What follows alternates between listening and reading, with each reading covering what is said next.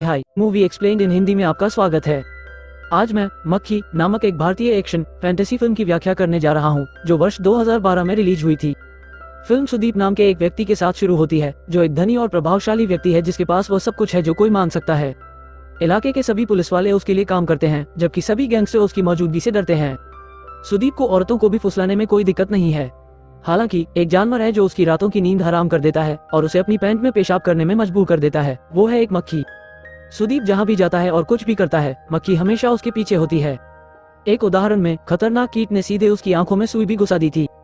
इसके बाद फिल्म एक महीने पहले वापस आती है, जहां सुदीप एक प्रशिक्षण केंद्र में अपने त्रुटिहीन शूटिंग कौशल का प्रदर्शन कर रहे हैं। उनका हर शॉट निशाने पर होता है और उनका प्रदर्शन सभी को अचंभित कर देता है। जैसे ही सुदीप अपना अभ्यास सत्र पूरा करता है, उसके व्यापार भागीदार और करीबी मित्र आदित्य एक आगामी व्यावसायिक बैठक के बारे में कुछ जरूरी समाचार लेकर उसके पास आते हैं। हालांकि सुदीप को कोई दिलचस्पी नहीं लगती और वह आदित्य की बातों पर कोई ध्यान नहीं देता है। इसके बजाय वो अपना ध्यान एक महिला पर केंद्रित करता है और उसे आकर्षक ढंग से प्रशिक्षित करना शुरू कर देता है। इसके बाद हमारा परिचय बिंदु से होता है, जो एक सुंदर लघु कलाकार है जो अपना अधिकांश समय गहने और अन्य सामान बनाने में लगाती है। वर्तमान में जैसे ही वो अपने काम में व्यस्त है, अचानक बिजली चली जाती है। इससे वो पूरी तरह से अंधेरे में रह जाती है, इसलिए वो चांदनी की हल्की रोशनी का उपयोग करके अपना काम पूरा करने का फैसला करती है। इस बीच बिंदु की पड़ोसन, जिसका नाम नानी, जो उस पर एक गहरा क्रश है, खिड़की से उसे घूरती रहती है। वो उसे अपने प्यार में पड़ने पर अड़ा हुआ है। इस बार नानी एक टार्च लाइट और एल्यूमिनियम शीट से एक काम चलाओ लाइट बल्ब बनाकर बिंदु की मदद करने की कोशिश करती है। योजना काम करती है और वो अपना आर्टवर्क पूरा करने में सक्षम है। हालांकि नानी को उनके प्रयासों के लिए धन्यवाद देने के बजाय बिंदु तुरंत खिड़की बंद कर देती है और सो जाती है। अगले दिन सुदीप ने अपने व्यवसाय की 3वीं वर्षगांठ मनाने के लिए एक भव्य पार्टी का आयोजन किया।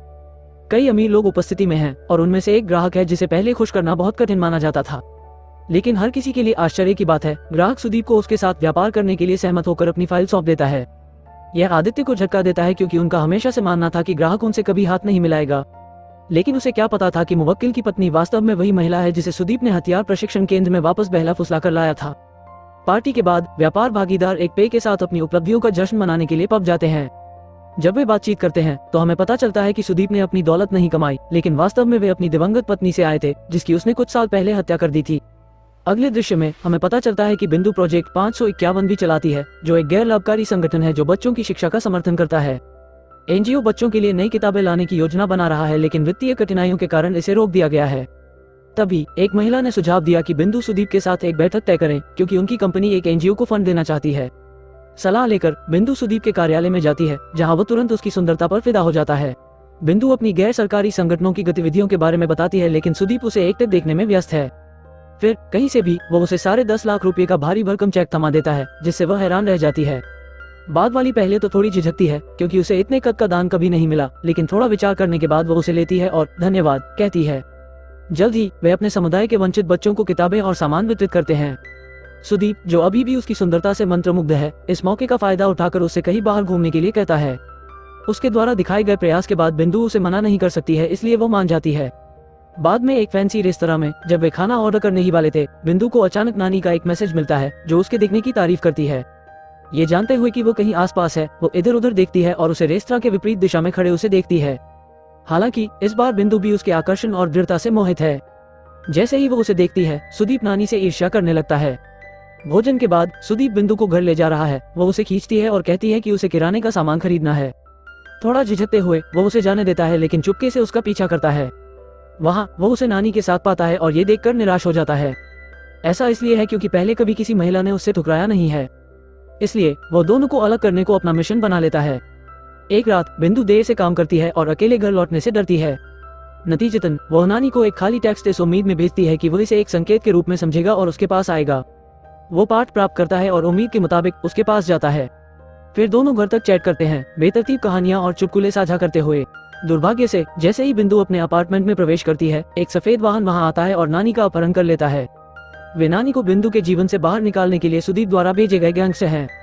वे उसे खींचकर एक खाली घर में ले गए और बेरहमी से उसकी पिटाई की।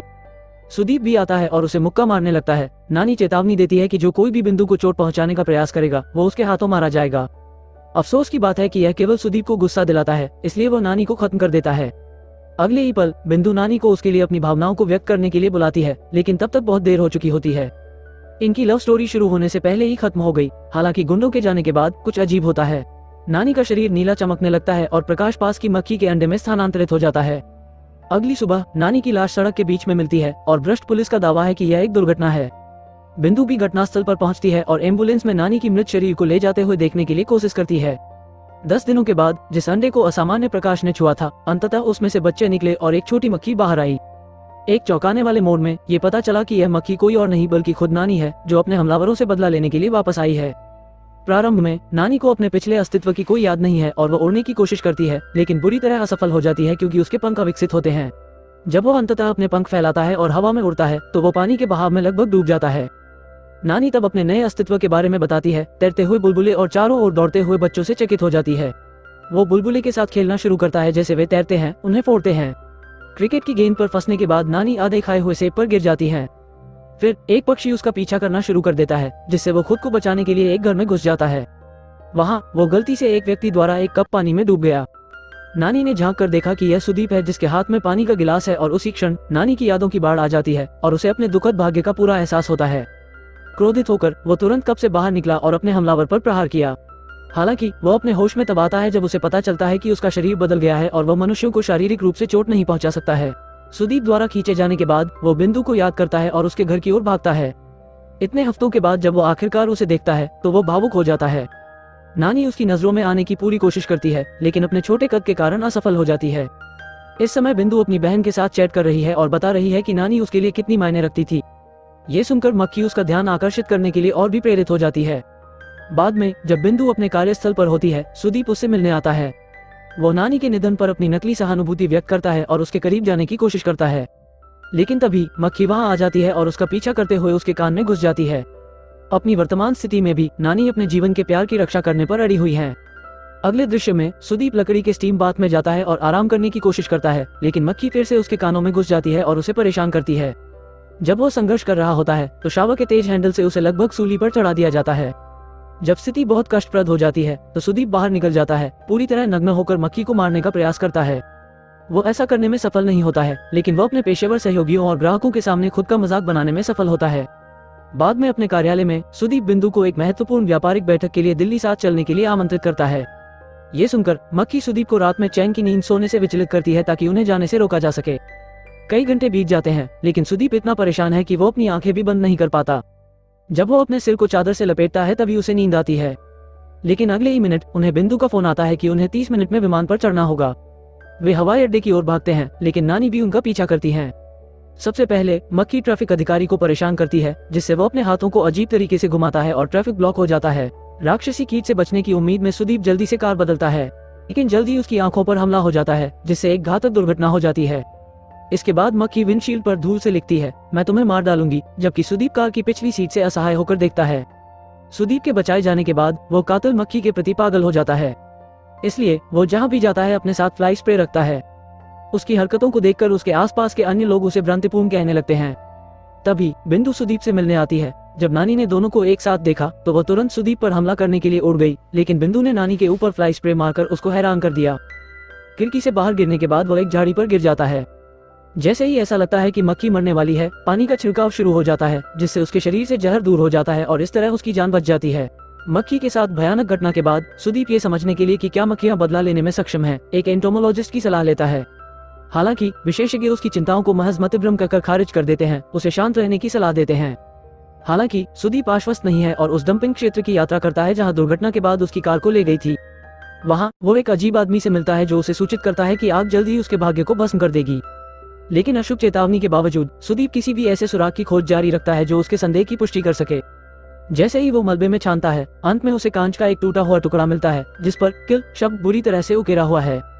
इसके साथ सुदीप के सबसे बुरे डर की पुष्टि हो जाती है और वो अब निश्चिंत हो जाता है कि मक्खी उसे मारने की कोशिश कर रही है। अगले दिन नानी ने देखा कि बिंदु अपनी मौत को याद कर सिसक रही है। मौके को भांपते हुए वो टेबल पर अपनी आंसुओं से एक संदेश लिखता है। जब बिंदु अंत में इसे पढ़ती है तो वो पूरी तरह से अवाक रह जाती है। वो अपनी हथेली में मक्खी को रखती है और पूछती है कि क्या वो नानी है। मक्खी भी सिर हिलाकर अपने पुनर्जन्म की पुष्टि करता है। नानी फिर उसकी मौत के बारे में सब कुछ बता देती है और बिंदु को ये भी बताती है कि सुदीप ने ये सब सिर्फ उसके करीब आने के लिए किया। ये सुनकर बिंदु टूट जाती है। फिर वो सुदीप से बदला लेने में नानी की मदद करने के लिए तैयार हो जाती है। अपने मूर्तिकला कौशल का उपयोग करते हुए बिंदु विकर्षक रसायनों से मक्खी को बचाने के लिए उसके लिए छोटे छोटे चश्मे बनाती है। इस बीच पागल सुदीप अपने अंगरक्षकों को मक्खी को मारने का निर्देश देता है, लेकिन उनमें से कोई भी सफल नहीं होता। वो जल्दी से ये भी जान लेता है कि मक्खी के खिलाफ रसायन प्रभावी हैं। सुदीप मक्खी के जहर से लेकर उड़ने वाले स्वेटर तक सब कुछ आजमाते हैं, लेकिन उनमें से कोई भी काम नहीं करता। अगले कुछ दिनों में नानी सुदीप के खिलाफ उग्र हो जाती है। वो उसके बिस्तर में आग लगा देता है, उसे मक्खी का जहर पीने के लिए मजबूर करता है और उसे सोने नहीं देता है। जबकि छोटी शरारतें सुदीप को बहुत परेशान करती हैं, यह उसे मारने के लिए पर्याप्त नहीं है। नतीजतन नानी बारूद को एक कार्यात्मक तोप की प्रतिकृति में लोड करने और सुदीप को मारने के लिए उचित समय पर इसे फायर करने की योजना बनाती है। बिंदु अगले कुछ दिन नानी के लिए एक छोटी बाल्टी में बारूद भरने में बिताती है, जिसे वह तोप में उड़ेल देती है। वे इस प्रक्रिया को तब तक जारी रखते हैं जब तक कि तोप पूरी तरह से भर नहीं जाती, लेकिन ये योजना तब विफल हो जाती है जब एक आदमी तोप के थूथन में एक टिश्यू पेपर डालता है। अगले दिन सुदीप अपने घर को लगातार मक्खी से बचाने के लिए अत्यधिक उपाय करता है। वो कीटरोधी कांच, सेंसर और अन्य परिष्कृत गैजेट स्थापित करता है। इस वजह से बिंदु अपने निवास पर जाने और नानी को अंदर आने देने के लिए मजबूर हो जाती है। सुदीप उसे अनुचित तरीके से छूने का प्रयास करता है, लेकिन मक्खी अपने संशोधित पंजों से उसके मांस में घुस जाती है, जिससे वो भागने पर मजबूर हो जाता है। अगले दिन सुदीप की उन निवेशकों के साथ एक महत्वपूर्ण बैठक है जो उसके आगामी व्यवसाय में निवेश करने के लिए तैयार हैं। हालांकि नींद से वंचित सुदीप मक्खी विकर्षक स्प्रे के बारे में बकबक करना शुरू कर देता है। फिर नानी निवेशक के सिर पर बैठ जाती है, जिससे सुदीप गलती से उस पर वार कर देता है। उथल पुथल के बाद निवेशकों ने सौदे को रद्द करने का फैसला किया, जिससे सुदीप और उसकी फर्म को कर्ज में डूबना पड़ा। जल्द ही आयकर अधिकारियों को उस सारे अवैध धन के बारे में सूचित कर दिया जाता है जिसे सुदीप ने अपने कार्यालय में छिपा कर रखा था। वो पागलपन से नकदी निकालने का प्रयास करता है ताकि वह इसे कहीं और भेज सके, लेकिन उसका पैसा मक्खी द्वारा जलाकर राख कर दिया जाता है, जिससे वो लगभग दिवालिया हो जाता है। अचानक सुदीप को उस आदमी की याद आती है जिससे वो डंपिंग साइट पर मिला था, जिसने उसे सूचित किया था कि जल्द ही उसका भाग्य आग से भस्म हो जाएगा। वो उसकी तलाश में जाता है और उसे पता चलता है कि वो व्यक्ति काला जादू करने वाला है, जिसे तंत्र के नाम से जाना जाता है। उत्तरार्ध से पता चलता है कि हत्यारी मक्खी वास्तव में नानी है, जिसे अपनी मृत्यु का बदला लेने के लिए पुनर्जन्म लिया गया है। फिर वे एक अनुष्ठान करते हैं और नानी को पकड़ने के लिए 2 राक्षसी पक्षियों को बुलाते हैं। हालांकि नानी बिना किसी परेशानी से पक्षियों को चतुराई से मात देने और उन्हें खत्म करने में कामयाब हो जाती हैं। अचानक कांच के दरवाजे बंद हो जाते हैं और घर में धुआं बढ़ने लगता है। सुदीप और मैजिक मास्टर फंस गए और लगभग दम घुटने लगा, लेकिन आदित्य ने उन्हें बचा लिया। कांच के दरवाजे बंद हो जाते हैं और घर धुएं से भर जाता है। बाद में सुदीप सीसीटीवी फुटेज देखता है और उसे पता चलता है कि यह कोई और नहीं बल्कि बिंदु थी, जिसने घर के अंदर नानी को आने दिया। क्रोधित होकर वो उसे पकड़ लेता है और मक्खी को बुलाता है। कोई और विकल्प नहीं बचा, नानी अनिच्छा से खुद को दिखाती है। इसके साथ दोनों के बीच लड़ाई छिड़ जाती है और बिंदु किसी तरह बच निकलती है। जैसे ही मक्खी सुई से सुदीप को मारने की कोशिश करती है, वह चालाकी से चुंबक का इस्तेमाल करता है और अंत में उसे फंसा लेता है। सुदीप भी बिंदु को ढूंढ लेता है और उसे फिर से बंधक बना लेता है। इसके बाद वो बेबस मक्खी के पंख काट देता है और पागलों की तरह हंसने लगता है। ठीक उसी समय नानी ने नोटिस किया कि तोप का थूथन खुला है, जिसका अर्थ है कि यह फिर से फायर कर सकती है। इसलिए अपनी आखिरी ताकत के साथ मक्खी खुद को बारूद से ढक लेती है और एक जलती हुई माचिस की लौ के माध्यम से और पहले से भरी हुई तोप में कूद जाती है। इसके परिणामस्वरूप सुदीप पर तोप चलाई जाती है, जिससे अंत में उसकी मौत हो जाती है। प्रक्षेप्य पास के एक ऑक्सीजन सिलेंडर से भी टकराता है और पूरा घर फट जाता है और आग की लिपटों में गिर जाता है। जब बिंदु बाहर आती है तो वह पागलों की तरह नानी को खोजती है, लेकिन केवल उसका एक पंख ही ढूंढ पाती है। यह महसूस करते हुए कि वह अब नहीं है, वो आंसू बहाते हुए उसे अपने लॉकेट के अंदर रख देती है। कुछ दिनों बाद जब बिंदु काम पर जा रही होती है, एक बेतरतीब आदमी उसे छेड़ना शुरू कर देता है। तभी नानी, जिनका एक बार फिर से जन्म हुआ है, प्रकट होती है और उस व्यक्ति पर सुई से हमला करती है, दुनिया को संकेत देती है कि वह वापस आ गया है। फिल्म मक्खी के लिए यही मेरी व्याख्या है। तो दोस्तों, आपको फिल्म कैसी लगी कमेंट में लिखें। इस तरह के और वीडियो के लिए सब्सक्राइब करें, नोटिफिकेशन चालू करें और चैनल की मदद करने के लिए लाइक करें। देखने के लिए धन्यवाद।